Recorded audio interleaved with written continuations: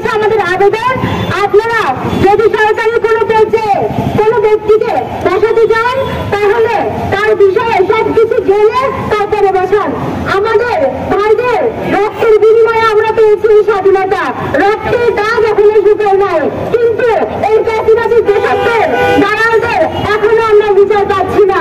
ছাত্রলীগকে নিষিদ্ধ করা হয়েছে আমাদের দেশে, কিন্তু এই ছাত্রলীগ এখনো ঘুরে বেড়াচ্ছে অলিতে গলিতে। কতটুকু কার্যকর হচ্ছে এই আইন? আমরা চাই, আমরা ছাত্র সমাজ চাই যাতে এই বাংলার মাটিতে যারা ফ্যাসিবাদী দেশাত্মের বীজ বপন করছে সেই বীজতলা আমরা ধ্বংস করে দিব। আমরা ছাত্র সমাজ ঐক্যবদ্ধ আছি এবং থাকবো। আমার একটা দাবি অন্তর্বর্তীকালীন সরকারের কাছে, আপনারা জানেন জুলাই বিপ্লবে আমাদের হাজার হাজার ভাই শহীদ হয়েছে।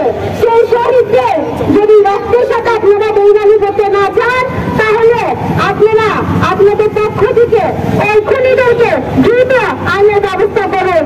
আর আপনারা উপদেষ্টা পদে যাকে বসিয়েছেন মোস্তফা সরোয়ার ফারুকী, ওনাকে অতি আনন্দে অতি দ্রুত ওনার পদ থেকে অপসারণ করতে হবে।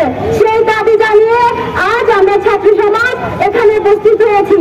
আপনারা মিডিয়ার মাধ্যমে আমরা অন্তর্বর্তীকালীন সরকারের কাছে প্রচার করতে চাই, জানাতে চাই আমাদের দাবি আপনারা মেনে নেন, কেননা আমরা আপনাদেরকে বসিয়েছি এই পদে। তাই আমরা চাই আপনারা আমাদের কাছে আছেন এবং থাকবেন। ধন্যবাদ সবাইকে। যদি এখনো এই দেশে স্বৈরাচারীরা এবং ফ্যাসিবাদীরা যদি তাদের মন খেয়াল অনুযায়ী তারা ফ্যাসিবাদী সৃষ্টি করতে চায়, তাহলে কিন্তু আমার শরীর যতক্ষণ প্রাণ থাকবে, যতক্ষণ আমার মতো আমার ভাই বোনদের শরীর রক্ত থাকবে, আমরা কিন্তু চুপ থাকবো না। আমরা আমাদের জায়গা থেকে আবারও আওয়াজ তুলবো। স্বৈরাচারী জায়গা এই বাংলায় হবে না, বৈষম্যবাদের জায়গা এই বাংলায় হবে না। এবং আমাদের পক্ষ থেকে যেই দুইজন উপদেষ্টা আছেন ছাত্র জনতার পক্ষ থেকে, তারা থাকা অবস্থায় এখনো কিভাবে স্বৈরাচারীরা মন্ত্রণালয়ে গভর্নমেন্টের বিভিন্ন জায়গায় দোষরগিরি করতেছে তার জবাবদিহি আমাদেরকে করতে হবে।